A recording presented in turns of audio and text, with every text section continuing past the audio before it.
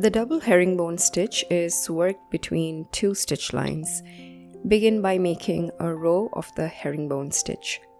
Now note that this is the most simple version of the double herringbone stitch and is used when you want to fill a space with some texture. The other version will be shown in another video. The shape tapers here, much like the pattern in the quilt block provided to our patrons. So you need to expand and constrict the space between the stitches to accommodate in the shape.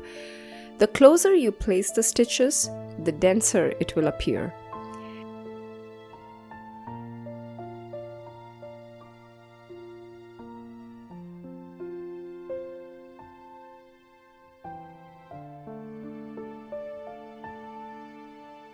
When you finish the first row, begin to make another row over the earlier one.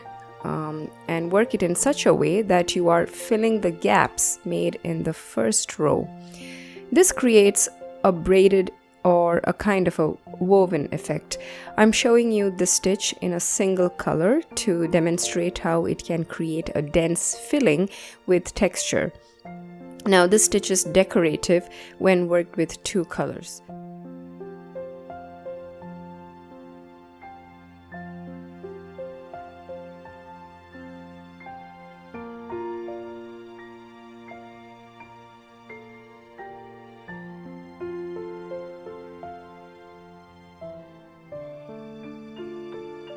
I hope you liked this stitch.